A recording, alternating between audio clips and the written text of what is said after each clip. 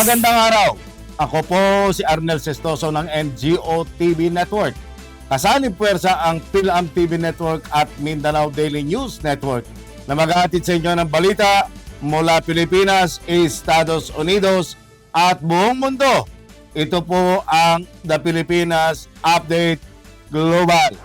Bangko Sentral ng Pilipinas o BSP, mahigpit ang batas sa malalaking cash withdrawals bilang bahagi ng kampanya kontra katiwalian.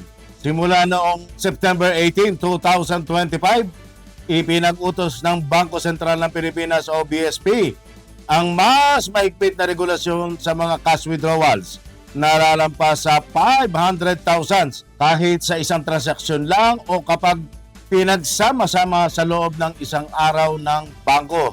Layunin nitong sugpuin ang money laundering, panunuhol at iba pang iligal na gawain sa pananalapi.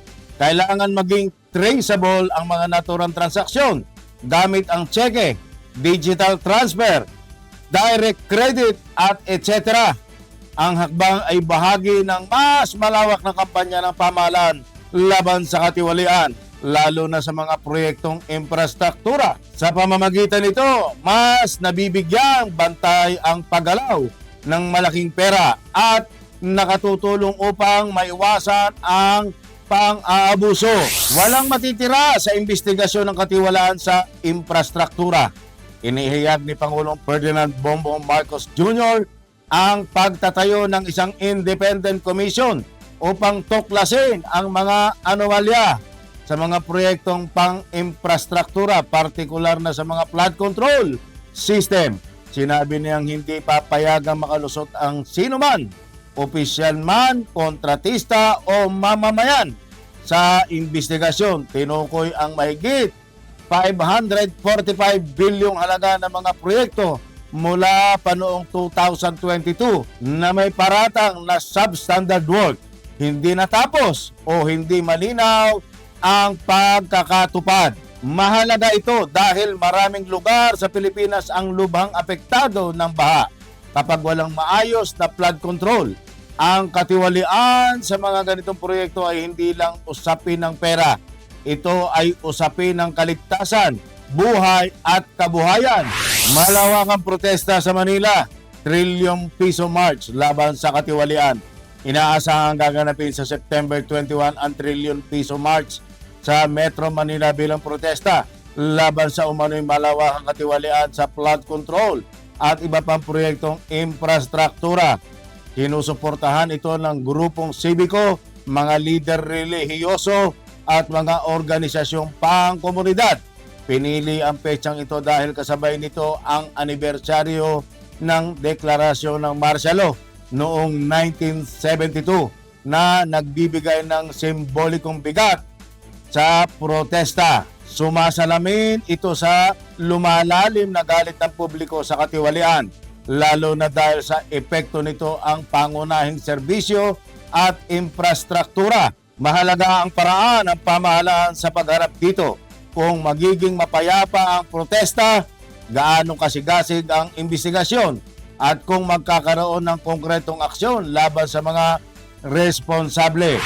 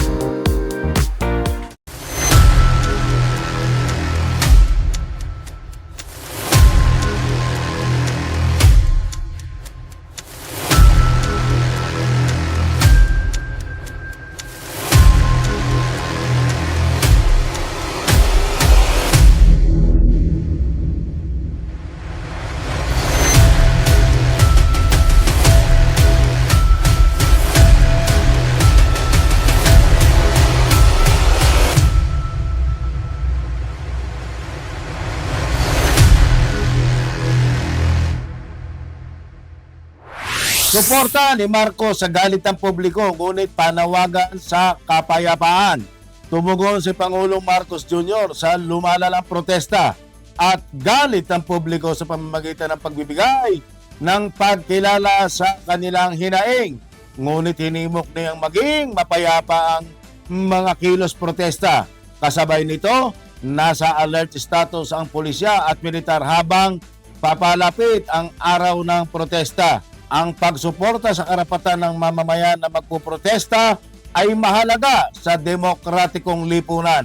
Ngunit may panganib din ng kaguluhan kung hindi ito maayos na mapangasiwaan. Ang pahayag ni Marcos ay senyales na nais ng pamahalaan na may balanse sa pagitan ng paggalang sa opinyon ng publiko at pagpapanatili ng kaayusan. Inamin ni Pangulong Marcos ang galit at pagkabahala ng mga tao sa usapin ng katiwalian sa flood control projects. Pero mariing hiniling na maging mapayapa ang protesta. 60 bilyong excess funds ibabalik sa PhilHealth.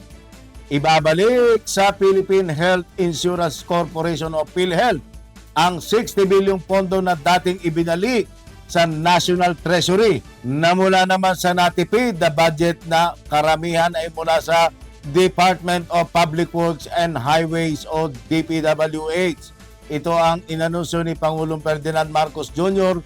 sa kanyang pagbisita sa Dr. Jose Pabella Memorial Hospital sa Santa Cruz, Manila para siguruhin na maipapatupad ng maayos ang zero balance billing program.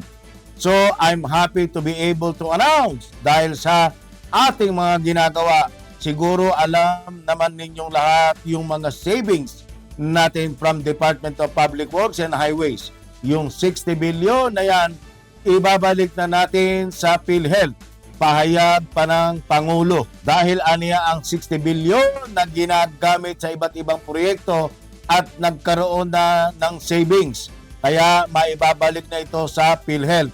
Yung 60 billion na ginamit natin sa iba't ibang proyekto dahil nagka-savings tayo, may idadala na nating ulit sa PhilHealth. Ayon pa kay Marcos. Matatandaan na noong nakaraang taon ay pinag-utos ng Department of Finance o DOF ang paglilipat ng sobrang pondo ng PhilHealth na nagkakalaga ng 89.9 billion sa National Treasury. Sa nasabing halaga, 60 billion ang nailipat sa kaban ng bayan at 29.9 billion na lamang ang natitira sa PhilHealth bago mag-issue ang Korte Suprema ng Temporary Restraining Order sa paglilipat ng pondo. Kaugnay pa rin sa petisyon na inihain ni dating Senator Coco Pimentel at Philippine Medical Association at iba pa. Very sensitive info ikinanti ni Bryce sa ICI. Nagbigay ng mga sensitibong impormasyon si dating DPWH Assistant District Engineer Bryce Hernandez sa unang pagharap nito sa Independent Commission for Infrastructure o ICI. Sinabi ni ICI Special Advisor at Baguio City Mayor Benjamin Magalong matapos i-turnover ni Hernandez ang isa sa kanyang mga luxury car. Ang pagsuko rin aniya ni Hernandez sa kanyang luxury car ay bilang tanda ng kanyang kooperasyon na makipagtulungan sa ICI. Bryce Hernandez was very cooperative. His revelation were very relevant. And to cut it short, he was very tell-all, pahayag pa ni Magalong. Sa tanong kung nagbigay pa si Hernandez ng mga detalye tungkol kay Senators Jinggoy Estrada at Joel Villanueva na pinangalanan niya sa pagdinig kamakailan ng Kamara, sinabi ni Magalong na mas marami pang binanggit si Hernandez. Just as I said, everything he gave all the relevant information. Saad pa ng alkalde. Philam TV Network, the heartbeat of Filipino-American culture in the United States. It is the only channel that brings you closer to home, celebrating the rich heritage and traditions of the Philippines. Available on free TV without any subscription and on digital platforms like Roku, Amazon Fire TV, WCE TV apps, Facebook, and YouTube. Wherever you are, whatever you do, stay connected to your Filipino heritage with PhilAm TV Network. PhilAm TV Network Inc., the only Filipino-American channel always within reach. PhilAm TV. For PhilAms, by PhilAms, on Free TV. The only channel available on Free TV without any subscription, also available on digital platforms such as Roku, Amazon Fire TV, WCE TV, Facebook, and YouTube. Wherever you are, stay connected to your roots with PhilAm TV. Visit our website, www.philmtv.us. DOH may paalala sa lalahok sa trillion peso march. Pinayuhan ng Department of Health o DOH ang mga kalahok sa trillion peso march na unahin ang kanilang kalusugan at kaligtasan sa pagsabak sa inaasahang malaking rally laban sa korupsyon sa bansa ngayong araw ng Linggo, September 21. Una, alamin ang detalye ng pagtitipon at ang inaasahang lagay ng panahon at magdala ng mga essentials gaya ng face mask, alcohol o hand sanitizer, pamaypay, tubig, sombrero, tuwalya at maintenance medicine ayon sa advisory ng DOH. Paalala rin ng DOH na kumain ng sapat bago umalis, magsuot ng magaan at komportableng damit at tiyaking fully charge ang cellphone. Sa mga may nararamdamang simptomas ng sakit gaya ng lagnat, ubo, sipon, hanggat maaari ay huwag nang dumalo para maiwasan ang hawahan. Habang nasa pagtitipon, panatilihin ang kalinisan ng kamay, uminom ng sapat na tubig at huwag makipagtulakan para maiwasan ang aksidente. Kung makakaramdam ng pagkahapo ay sumilong o pumwesto sa mas preskong espasyo para makapagpahinga. Sa ulat panahon, Red Alert itinaas versus Super Typhoon Nando ayon sa NDRRMC. Inilagay na sa pinakamataas na alert status ng National Disaster Risk Reduction and Management Operations Center o NDRRMC ang paghahanda sa bagyong Nando. Mula sa Blue Alert, itinaas na sa Red Alert ng ahensya dahil sa matinding banta ng Civil Tropical Storm Nando. Ayon sa NDRRMC, ang kahulugan ng Red Alert ay Immediate Emergency Response. Blue naman kung Preparation and Anticipation for Slow Onset Disaster. Habang White Alert kapag Monitoring and Assessment. Ayon sa Pag-asa, inabot kahapon ni Nando ang severe tropical storm category habang kumikilos sa may Philippine Sea. As early as now ay kumikilos na. Make sure na ligtas ang kanilang mga tahanan at sundin ang maaaring aksyon na ipapairal ng kanilang mga lokal na leaders para maibsan, ma-minimize ang impact nitong Nando. Ayon kay Pag-asa Administrator Dr. Nathaniel Servando, may dala umano itong panganib dahil sa malakas na hangin at malakas na pag-ulan na magdudulot ng mga pagbaha, landslide at storm surge sa mga dalampasigan. Ngayong linggo, dulot ng bagyo at habagat ay maulan sa Metro Manila, Central Luzon, Calabarzon, Bicol Region, Mimaropa, Visayas, Northern Mindanao, Caraga, Davao Occidental at Davao Oriental. Sa Lunes, September 22 ay maulan sa Central Luzon, Metro Manila, Calabarzon, Bicol Region, Mimaropa, Visayas, Northern Mindanao, Zamboanga Peninsula, Barm, Soc-Sargent, Davao Occidental at Davao Oriental. Inaasang maglandfall ang bagyo sa Batanes o Babuyan Islands sa Lunes ng hapon o gabi. Samantala, nagsagawa ang grupong The Fraternal Order of Eagles as Philippine Eagles Incorporated ng kanilang 45th National Assembly 3rd Regular Session na ginanap sa the 10th of Mandani Bay, Mandawi City, Cebu sa pangunguna ng kanilang National President na si Kuya Ronald de los Santos at mga national officers, governors, vice governors, and assemblymen.